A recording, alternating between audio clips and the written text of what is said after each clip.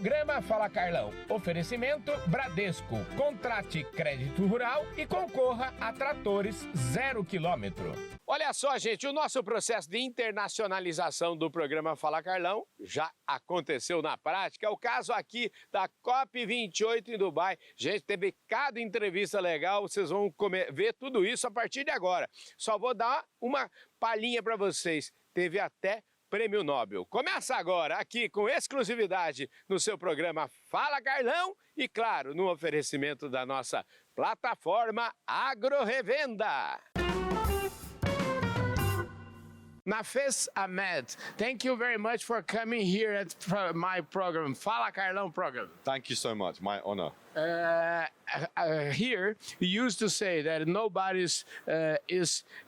was born in famous like you are now. But I would like to know about a little about your trajectory, about your history. Tell us. It's no problem. I'm an academic. I used to work at university, teaching and researching on international politics. And then I moved into journalism and I became an environment journalist. I wrote for The Guardian, I wrote for Vice, I wrote about interconnected environmental problems and how they link to politics. And one of the big things that I do now is I work in system change.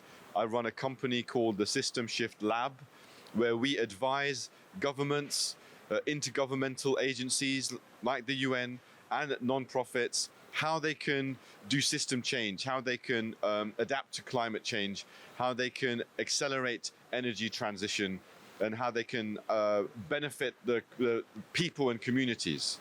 And here, you used to, in this cup, is the cup of to move, to improve, to turn promises in action. Is it possible? I think it's possible. I think I'm excited that for the first time at this COP, there are a number of goals which were put on the table by the presidency, which are very new. They've never been done before. So for the first time, we have a goal of expanding renewable energy. Never at any COP, we've had COPs for 28 years. It's first time we've had a renewable energy goal, and the goal is to triple renewable energy. So this is brilliant. And in this last year, this COP presidency has talked to the United States, they've talked to the EU, they talked to China, they talked to India, they talked to Africa, and they got all of them to say we should triple renewable energy. So this is brilliant. So there's a very strong chance that we could get a deal on global renewable energy target of tripling. It's very good news. Obviously, we just had the loss and damage agreement, which for 30 years, the poorest countries have been fighting for this. Finally, now that agreement is in place. It's not perfect, but people were concerned that the World Bank was in charge and it would be business as usual. But I think they managed to get developing countries on the board of the Loss and Damage Fund with the World Bank. So they're going to be able to have some push. So that's a very positive thing. Now we need to have agreement on two other things. This phasing down of the fossil fuels and on climate finance. These are becoming quite controversial topics here. My hope is that we can get an agreement, because if we don't get an agreement on these things, it will be very bad. Eu estou falando aqui com o Jorge Delgado, que acabou de participar de um painel. O Jorge Delgado é secretário de Mobilidade Urbana do Ministério do Ambiente e Mudanças Climáticas de Portugal. Eu espero não ter feito nenhuma confusão aqui. Obrigado. Tudo perfeito, tudo perfeito. Escuta, aqui no Fala Carlão a gente fala que ninguém nasce ministro ou secretário de Estado. Antes da gente falar do que viemos, eu queria que você se apresentasse um pouco. Quem é o Jorge Delgado? O Jorge Delgado é um homem muito normal, um homem que vem da zona norte do país, de Viana do Castelo, onde estudou, onde depois foi tirar o seu curso de engenheiro civil, onde tem uma carreira depois como professor universitário e que neste momento foi desafiado para ajudar o governo português a desenvolver as suas políticas e que aceitou esse desafio por um período. Há quanto tempo no governo? Estou desde 2019, portanto quase 5 anos. Então está fazendo um ótimo trabalho lá. Como é que é? Como é que são os tempos? Porque governo em Portugal é parlamento, né? Sim, os governos estão sempre dependentes dos ciclos políticos. Eu já estou no terceiro governo. Entrei em 2019 num governo que terminava em outubro. As eleições criaram condições para que o Partido Socialista continuasse a governar e eu voltei a ser convidado e agora estou outra vez, mas temos já eleições marcadas para 10 de março, portanto vai haver mudanças em Portugal. Que bom, isso é sinal de que o senhor é muito querido lá em Portugal. Eu sou uma pessoa que tem sempre um sentido cívico apurado, tento ter e estou disponível quando alguém me convida para tentar ajudar o meu país, estou sempre disponível, seja no governo ou noutras áreas. E falando em ajudar o país, aqui na COP28, que tal? Quais são as suas impressões, primeiro, desse evento que está acontecendo aqui? As impressões são ótimas. Portugal tem pela primeira vez um pavilhão português numa COP, tem sido um espaço de oportunidade, de muitos contactos, muitas conversas sobre estes temas que nos preocupam a todos. A COP é sempre um momento de reflexão, de confronto com a realidade que vivemos. Eu acho que isso se sente ser num país como este, que sabemos que tem e ainda uma dependência muito grande da utilização de combustíveis fósseis, é importante, mas também registar a abertura, a disponibilidade e a preocupação que estes países têm hoje para ajudar o mundo globalmente nesta transição. E, portanto, é um registro muito interessante verificar essa disponibilidade e, portanto, o facto de ser aqui é até, num certo ponto de vista, um bom sinal. As negociações estão a decorrer, esperamos que os nossos objetivos sejam cada vez mais ambiciosos, os compromissos cada vez mais firmes. É isso que esta COP espero que nos venha a trazer.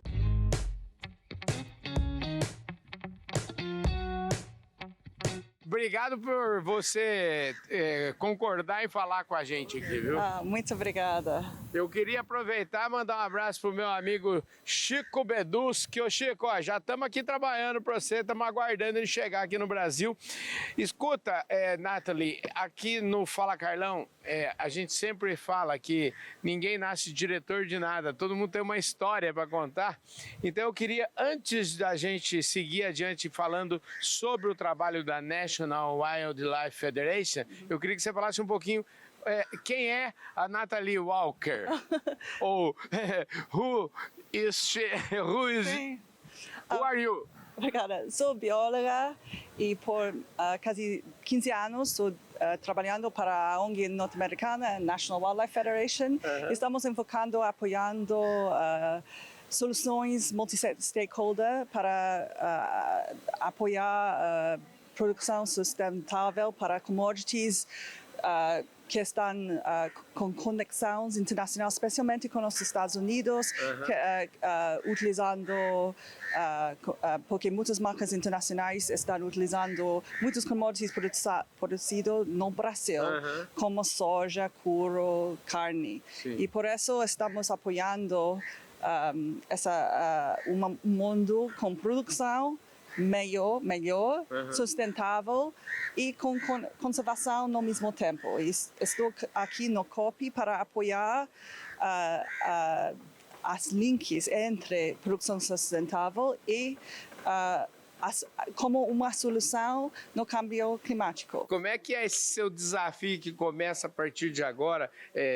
Toda vez que a gente começa uma coisa nova, vão ter desafios na frente. Como é que você está se preparando para isso e como é que você imagina que serão esses desafios aqui?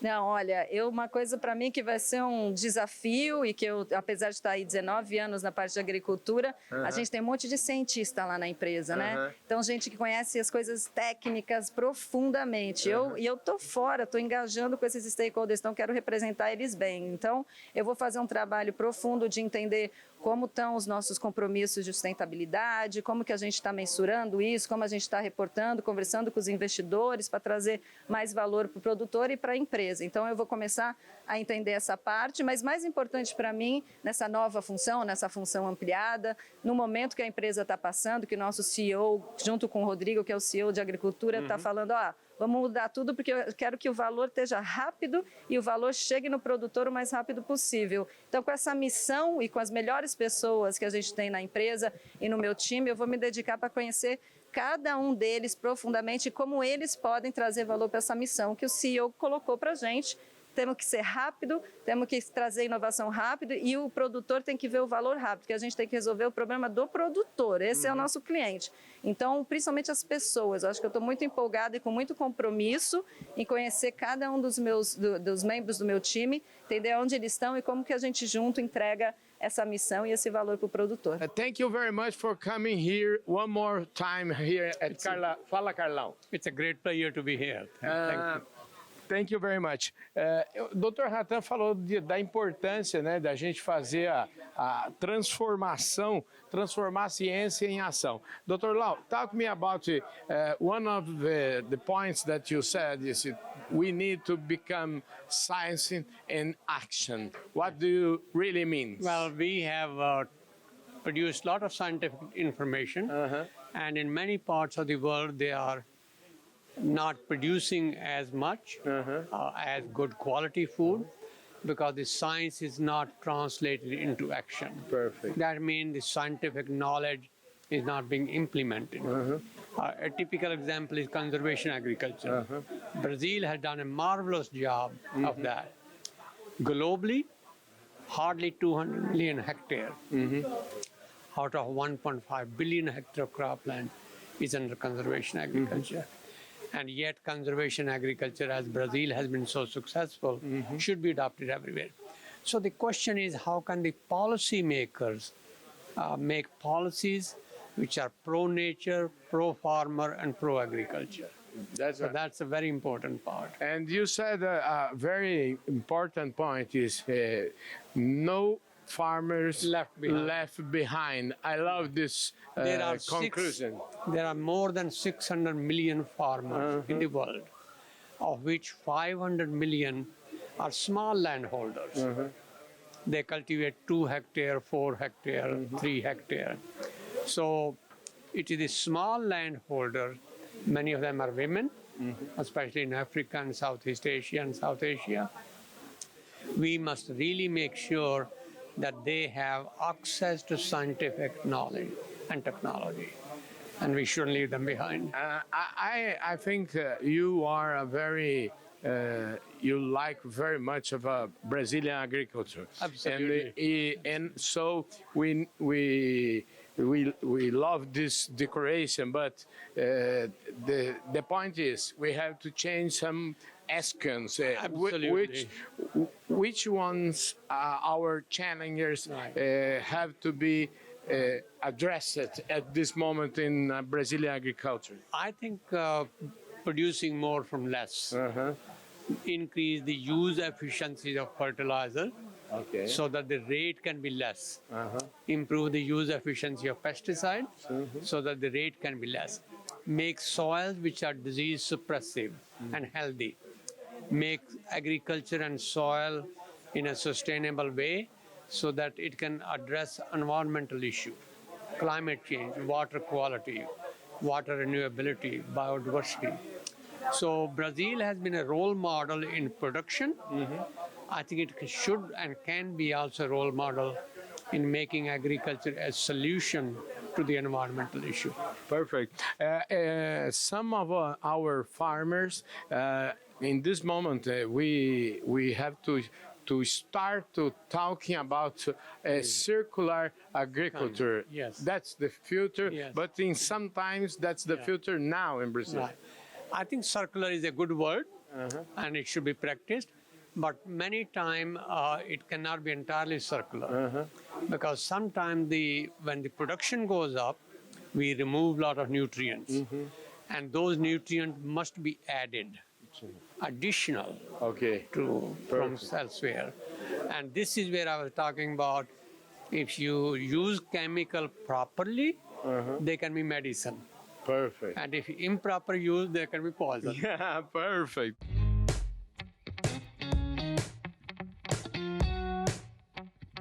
Um abraço, gente. Valeu demais da conta. Obrigado pela sua audiência. Obrigado também por vocês. Obrigado, agradeço demais a participação conosco da Ubifol, a participação conosco de Datagro Markets, Grupo Public e Plataforma Agro Revenda. Muito obrigado, um forte abraço, a gente se vê no nosso próximo programa.